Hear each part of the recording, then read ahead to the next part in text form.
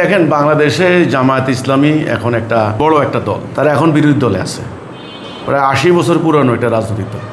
তারা মানুষদেরকে ধর্মের কথা বলে, ইসলামের কথা বলে। তো তাদের একটা বিরাট নেটওয়ার্ক, অর্থনৈতিক সাম্রাজ্য বলে, তাদের হাজার হাজার কর্মী সমর্থক বিভিন্ন জায়গায় আছে। তো মবের সঙ্গে জামায়াতের কোনো নেতা কর্মী জড়িত থাকলে আমি মনে করি জামায়াতের একটা দায় দায়িত্ব আছে। কর্মীদের আপনি পরিশ্রমের ফসল নেবেন, কর্মীদের দায় দায়িত্ব নেবেন না, এটা তো হতে পারে না। করতে পারে কেউ না কেউ থার্ড পার্টির ইন্ধনে যুক্ত হতে পারে। আমি মনে করি জামায়াত নেতাদের উচিত হচ্ছে সঙ্গে সঙ্গে এর একটা বিবৃতি দেওয়া, যে এই লোকটা আমাদের দলের না, বা আমরা এতে সম্পৃক্ত না, অথবা এই ঘটনা যদি সে ঘটিয়ে থাকে তার ব্যক্তিগত ইন্টারেস্টে করেছে, এটার জন্য সে দায়বদ্ধ, তাকে আইনের আওতায় আনা হোক। দেশের বিচারে যা হয় আমাদের কোনো আপত্তি নেই। এই ধরনের কথা বলা তো জামায়াতের উচিত। আমি বলি এটা ন্যায়সঙ্গত, কিন্তু জামায়াত সেটা করে না। আপনি দেখেন রংপুরে, কুষ্টিয়া তো যেটা ঘটলো সেটা তো এখন সবাই নজরে আসছে। রংপুরে স্থানীয় জামায়াত নেতা, আমি যদ্দূর আমার নাম এখন মনে পড়ে, নুরে আলম, তার নেতৃত্বে সমগ্র এলাকাটার এই ঘটনাটা ঘটলো। কয়েকটা বাড়ি লুটপাট হলো, আগুন দিয়ে জ্বালিয়ে দিল, গরু লুট করলো, মামলা হয়েছে। কয়েকটা পত্রিকা, দয়েৎসে ভেলে, প্রথম আলো, কয়েকটা পত্রিকা সরাসরি জামাতের নাম এসেছে, মিডিয়াতেও এসেছে, এবং প্রকাশ্যে দিনের বেলায় সেটা হয়েছে, কয়েক ঘন্টা ধরে হয়েছে। কিন্তু জামায়াত একটা বিবৃতি দেয় নাই। জামায়াত তো বলতে পারতো এখানে যে রংপুরের এই ঘটনাটা হিজবুত তাওহীদের উপরে যে হামলার ঘটনা, এখানে জামায়াতের নেতার সঙ্গে সংশ্লিষ্টতা বা বিসংশ্লিষ্ট, মানে একটা তো বলবে। তারা সাইলেন্ট, বরং ভিতরে ভিতরে আমাদের লোকদেরকে হুমকি দেওয়া, এই করা সেই করা, মামলা তোলো, নাইলে ক্ষতি হবে, আবার হামলা হবে। আমাদেরকে কিন্তু এরপরে আর একটা জামাত কিন্তু করতে দেয় না, ঈদের জামাত কিন্তু করতে দেয় নাই।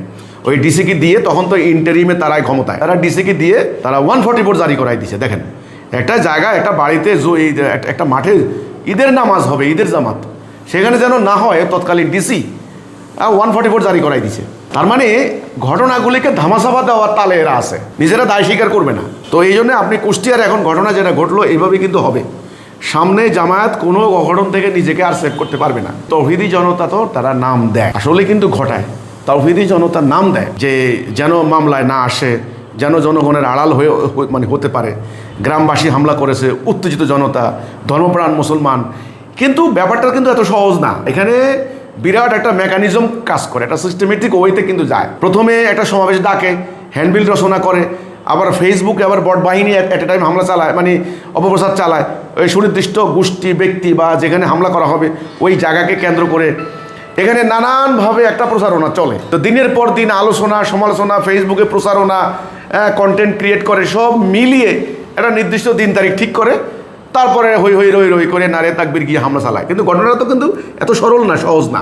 এটা হুট করে একটা জায়গায় হামলা করে একটা লোককে হত্যা করে ফেললো, কিছু মানুষ পাগল হয়ে গিয়ে, ব্যাপারটা কিন্তু এত সহজ না। এই জন্য আমার কথা হলো, জামায়াতের এখন অনেক নেটওয়ার্ক এক এক গ্রামগঞ্জে আছে, হাজার হাজার কর্মী। সব কর্মী জামাতের কর্মী এমনও না, ভিন্ন দলের এজেন্ডাও হতে পারে। জামাতকে এটা মাথায় নিতে হবে।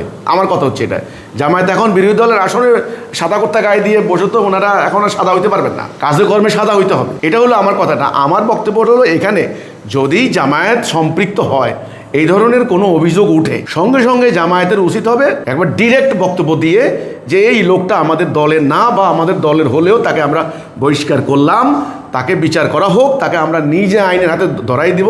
এই ধরনের হিম্মত জামাতের নেওয়া দরকার আমি মনে করি। তবে জামাতের এতে কোনো হবে না, ডিফেম হবে না। জামায়াতের আরও সুনাম হবে, আরও সুখ্যাতি হবে। কুষ্টিয়ার এই ব্যাপারটা তো এখন প্রকাশ্য হয়ে গেল, কিন্তু রংপুরের হিজবুত তাওহীদের উপর যে হামলাটা হলো, সেটা কিন্তু বিচার কিন্তু আজও হয়নি। ওটা কিন্তু ভয়াবহ। 3 জন লোককে কিন্তু পিটিয়ে রক্তাক্ত করে একদম একেবারে মানে আদমরা করে দিয়েছে। এখনও কিন্তু পঙ্গু আছে একজন, ওখানে মারা যায়নি। এই হচ্ছে ব্যাপারটা। বাট এটা কিন্তু জামায়াতের বিরুদ্ধে যে অভিযোগগুলি আসছে, এগুলো নিয়ে জামায়াতের কেন্দ্রীয় পর্যায়ে অবিসম্ভাবীভাবে তদন্ত করতে হবে, এবং ফিল্ড লেভেলে তাদের আসলে চেইন অফ কমান্ড আছে কিনা, আসলে কর্মীরা দলের আদর্শ ঠিকমতো অনুসরণ করে কিনা, এগুলো নিয়ে শক্ত অবস্থান না নিলে জামাতকে কিন্তু এর মাসুল দিতে হবে সামনের দিকে। কারণ যত আপনি উপরের দিকে যাবেন, তত আপনার দায়বদ্ধ থাকতে হবে। এই হলো আমার কথা।